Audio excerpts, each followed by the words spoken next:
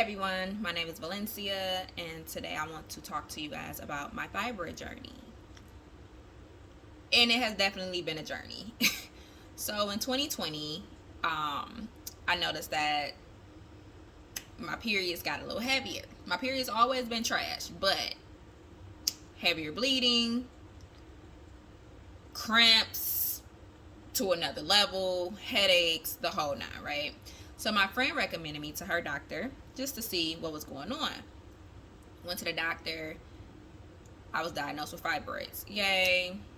That sucks. At the time, I didn't think it was a huge deal. But yeah, it has definitely been a huge deal. Immediately, she wanted to put me on birth control. I refused birth control because I was on birth control in like my early 20s. I didn't like that. I didn't like how I didn't feel in control. I felt like it messed with my hormones to another level. And I was always the person that, I can be on the same type of medication as my friends. All my friends were on Depo shots.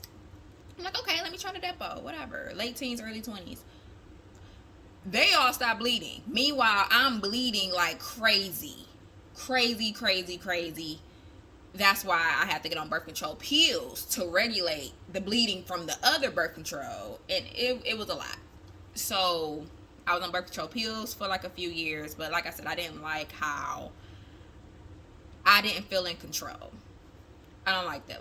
I was easy to anger. It was just too much. Way too much. So, and then I really didn't like the random bleeding, like the breakthrough bleeding, spotting, all of that stuff. I didn't like it. I liked knowing when my period was going to come. But anyways, just having that experience in the past, I told this OBGYN, no, I don't want to be on birth control. Is there something else I can do? Oh, we're just going to monitor it, stuff like that. No help. And once again, at the time, I didn't think it was a huge deal. So I still was eating kind of whatever I wanted to eat. So my fibroids started to become bigger. And she tells me, oh, well, your biggest one, I don't even remember how many I have, to be honest with you. I think at the time I probably had 5. And she was like, yeah, the biggest one is like the size of a golf ball. You're fine. That's not too big. I'm small. I'm very petite. That's big. That's big for me. That's big for my uterus. So just after months of her not hearing me out, or maybe years, of her not hearing me out, I decided to find another OBGYN. So fast forward to the end of last year. It was maybe November of last year. One of my cycles were terrible. I'm vomiting, I'm bleeding heavy. I felt so bad. I had made a pallet on the floor. Literally, I probably should have went to the ER. I called my sister crying. My sister stays in another state. I don't know what I expected her to do. Call one of my bestest homegirls. Once again, I don't know what I expect her to do. I should have forced myself to go to the doctor or call 911, something. I was in such a bad, it was terrible. And I'm like, okay, no, I have to find a new doctor. So I didn't really want to mention it, but whatever, I'm going to mention it. The other doctor, my previous OBGYN, she was Caucasian. And there is this thing in the medical world, people say, I never experienced it personally, before then, but I feel like she wasn't taking me as serious. And I don't know if it's because I was African American or whatever the case may be, but she just wasn't taking it seriously. So this time I wanted to go with a black OBGYN. So found a black woman OBGYN. At first she was amazing. Absolutely amazing. She listened to me, got me in for an ultrasound. Even the ultrasound tech was and normally ultrasound techs, they don't tell you their findings, why they're finding it. They just, scan the uterus, take the picture, send it to the doctor. But she's, we're in the middle of the ultrasound session, and she's like, so you plan on getting these taken out, right? I'm like, yeah, if they're big enough. She was like, yeah, they're big enough. Okay, say less. So even, got back to the room, talking to my doctor, and they grown. Like, I forgot how many centimeters they were, but they were now bigger, or at least the biggest one was now bigger than the golf ball. So I was like, okay, well, that's figure something out. So immediately she was like, okay, well, I don't, I'm 31, no kids, right? So a hysterectomy is completely out the question because I want at least one kid, And I left the appointment crying because it sucks. I was hurt at the time because I felt like, okay, yeah, I'm 31, no kids, never had any, never got rid of any children. So everyone around me is just having kids easily, all my friends and stuff like that. I already feel like I'm behind. Just a whole bunch of random stuff is going through my mind, and I'm just emotional, whatever. So let's rewind a little bit. Talking to my doctor, and she gives me some options. Like, okay, well, we can do a myomectomy. They go in, take the, remove the fibroids from your uterus.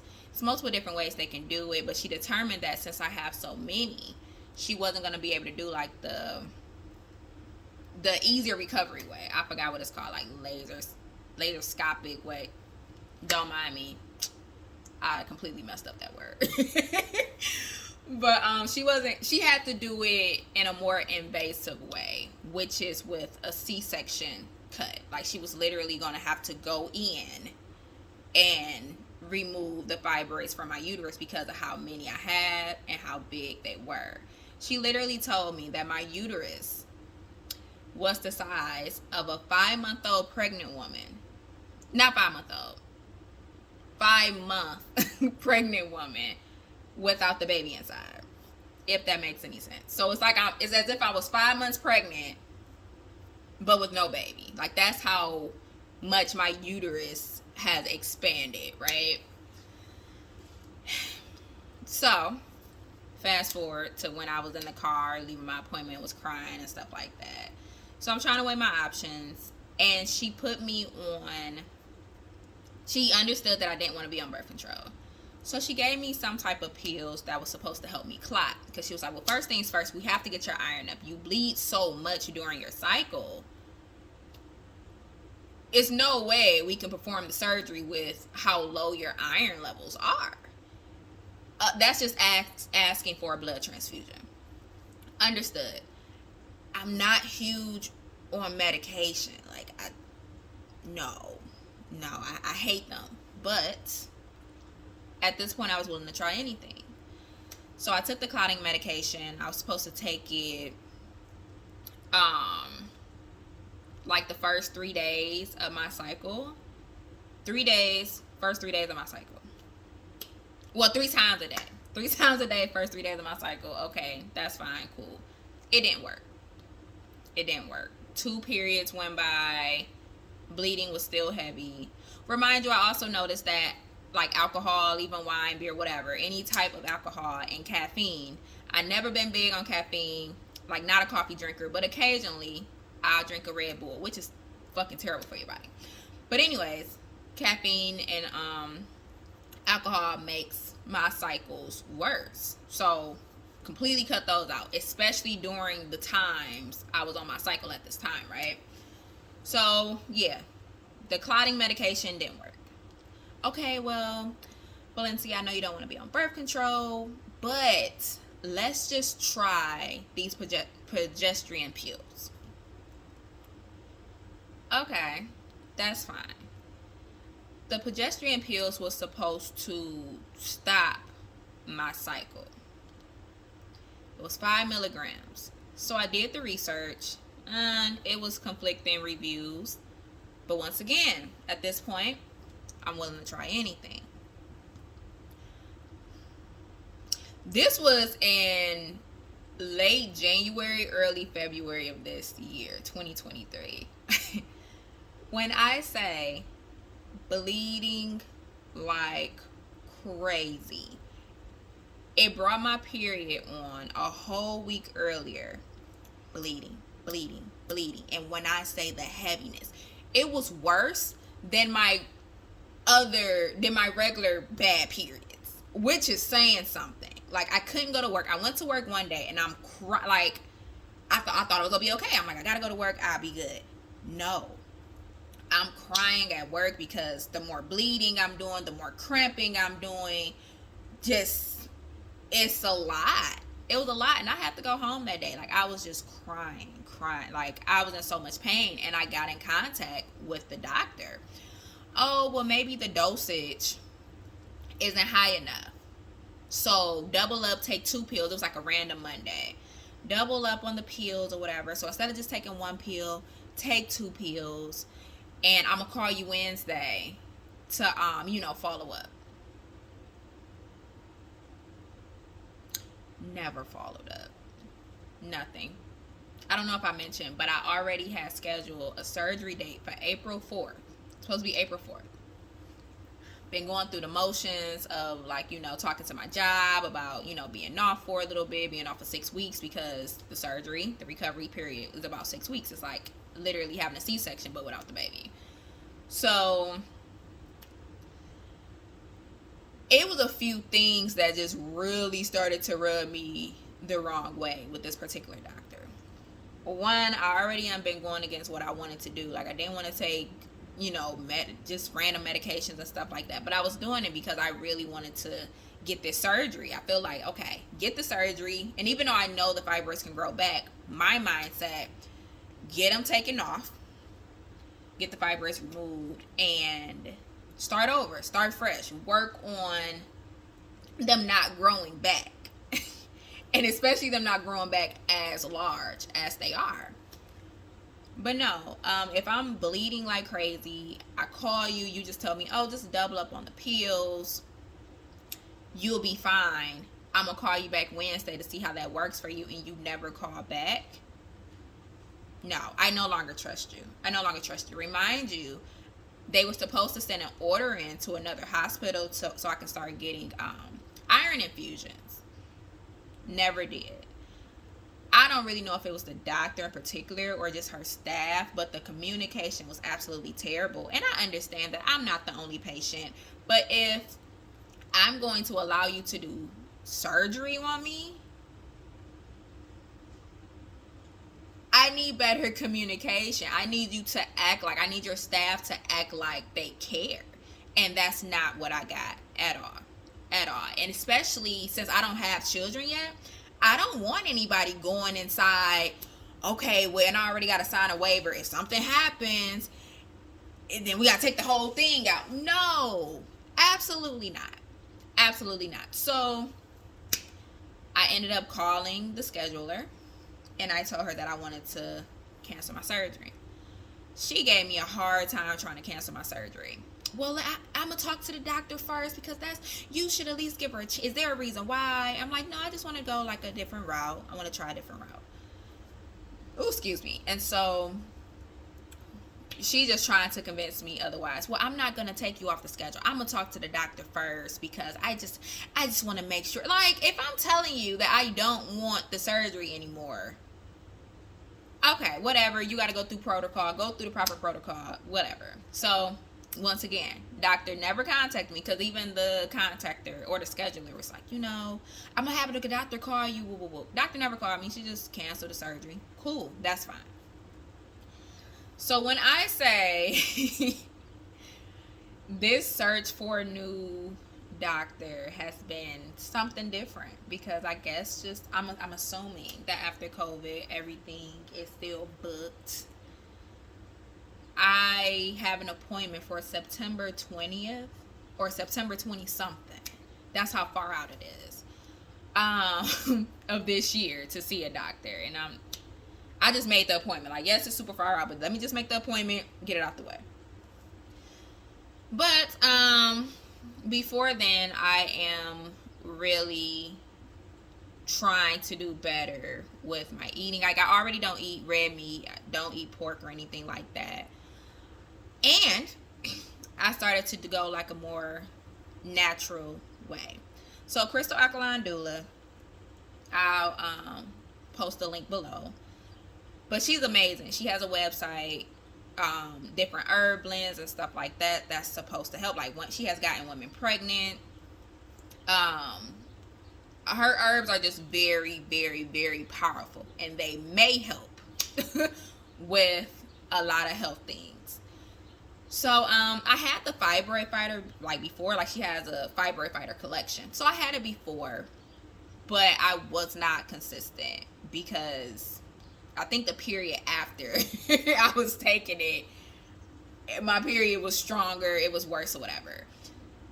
Not realizing, like, yo, when you're taking these herbs, the stuff has to come out your body. Like, the fibroids they have to come out in some way, shape, or form. So I'm gonna give it another shot. And also with my terrible, terrible period cramps, I was finally able to. Hold on, I got the herbs like right here. I don't know why I'm like all the way back here though. But anyways, this is the Fibroid Fighter tea. You probably can't see it because my camera is backwards. But anyways, amazing herb blend. But I also noticed that with my cramping, the last 2 cycles I have had, I was able to combine herbs. So I combined it labor ease, cramps be gone, and hemorrhage free. The hemorrhage free is supposed to just help with heavy bleeding, but so far the hemorrhage free has not helped with my heavy bleeding. But the cramps be gone and labor ease has. But I still just been mixing all 3 together. It's been perfect. But I'm really ready to just be more consistent with my herbs. See where my fibroids are by the time September comes. See if, they've shrunken and everything like that. But I know it starts with me. So I've even done like a few days at a time just juicing. And when I say, I'm not gonna lie, it sucks for me. I was so goddamn hangry. It was ridiculous. Super freaking hangry. And also, I missed a store we have here in Michigan called Bamboo West. And I have some droplets of shepherd's purse, which is another herb that's supposed to help with like the reproductive system and stuff like that. So I've been taking my herbs like in tea form, taking my droplets, whole bunch of stuff. I have I'm ready. I don't have time. Like, this, one of the scariest things for me at this time when it comes to this issue is I don't want my uterus to be taken out before I have at least 1 child. I want 2, but at least let me have 1. So I have to. My mindset is to create a healthy womb for also when I conceive. Like, I don't want my child growing in a toxic environment. And me having fibroids and all that other stuff, it's a lot going on. It's a lot going on. High risk, all this other stuff. And so I am really just, let me get it together. Let me become more consistent. Just get it together. So I know that was a lot of me rambling and stuff like that. So thank you guys for listening. But yeah, like I said, it has literally been a journey. Not an easy journey. But it'll be okay. And I know it's going to be okay. So anyways, thank you guys for watching. And I will talk to you guys next time.